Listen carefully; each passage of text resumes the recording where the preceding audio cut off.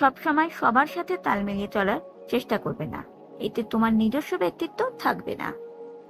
সৌন্দর্য চোখকে আকর্ষণ করে, কিন্তু একটি সুন্দর ব্যক্তিত্ব হৃদয় আকর্ষণ করার ক্ষমতা রাখে।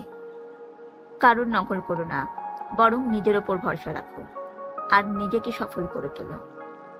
তোমার নিজের বিরুদ্ধে চলা সব কথাগুলো চুপচাপ শুনতে থাকো, আর জবাব দেওয়ার দায়িত্ব সময়ের ওপর ছেড়ে দাও।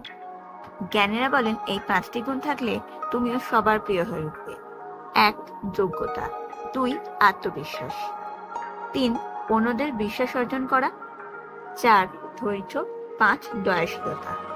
1. যোগ্যতা। নিজের কাজের ক্ষেত্রে দক্ষতা আর জ্ঞান অর্জন করা অত্যন্ত গুরুত্বপূর্ণ।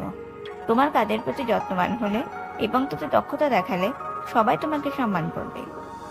সততা এবং দায়িত্বশীলতা বজায় রেখে কাজ করতে হবে, আর সময় মতো কাজ শেষ করতে হবে।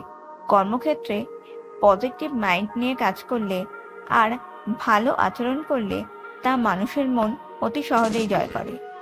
তাই সকলের সঙ্গে ভালো ব্যবহার করো আর তাদের সবসময় সাহায্য করার মনোভাব রাখো।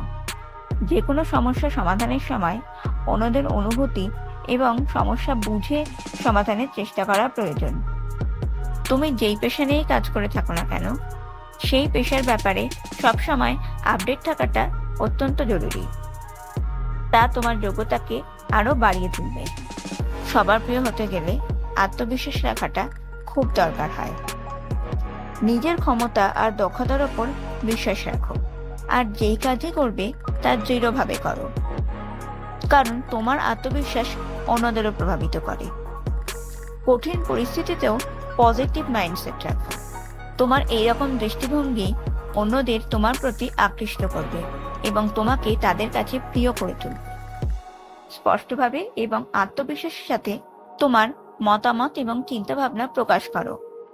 এরকম করলে তা তোমার ব্যক্তিত্বকে আরো দৃঢ় আর প্রভাবশালী করে তুলবে। আত্মবিশ্বাসী হওয়ার পাশাপাশি অন্যদের প্রতি শ্রদ্ধা আর সম্মান দিতে হবে, এতে তারাও তোমার প্রতি আস্থা রাখবে। 3. বিশ্বাস অর্জন করা। অন্যদের বিশ্বাস অর্জন করার জন্য সবসময় সত্যি কথা বলো আর অন্যদের দেওয়া প্রতিশ্রুতি পালন করো, এতে মানুষ তোমার ওপর আস্থা রাখতে পারবে। নিজের কাজ আর দায়িত্ব সঠিকভাবে পালন করো। দায়িত্বশীলতা তোমাকে অন্যদের কাছে বিশ্বাসযোগ্য করে তুলবে। অন্যের ব্যক্তিগত তথ্য বা অনুভূতি গোপন রাখতে হবে, এতে তারা তোমার প্রতি আস্থা রাখতে পারবে। 4. ধৈর্য। তুমি যদি ধৈর্যশীল হও তাহলে তুমি সবার কাছে প্রিয় হয়ে উঠবে। সবসময় শান্ত অনুভব রাখো। সমস্যা বা চাপের সময়ও শান্ত থাকতে হবে আর পরিস্থিতিকে ভালোভাবে সামলাতে হবে। অন্যদের কথা মনোযোগ দিয়ে শোনো আর তাদের অবস্থান বুঝতে চেষ্টা করো। ছোটখাটো ভুল বা সমস্যা সহ্য করো আর প্রয়োজন হলে সাহায্য করো। যে কোনো ক্ষেত্রে অন্যদের কথা ভেবে তাদের সময় দিতে হবে। এইভাবে তুমি সহজেই ধৈর্যশীল হয়ে উঠতে পারবে। 5. দয়াশীলতা। সবশেষে বলবো, সবার প্রিয় হতে গেলে মনে দয়াভাব রাখা খুব দরকার। যেখানে সহানুভূতি দেখানোর দরকার সেখানে তোমাকে সহানুভূতিশীল হতে হবে। অন্যকে সাহায্য করার দরকার হলে তাও করতে হবে। সবসময় বিনম্র থাকতে হবে, কারণ এইরকম আচরণ সবার পছন্দের হয়।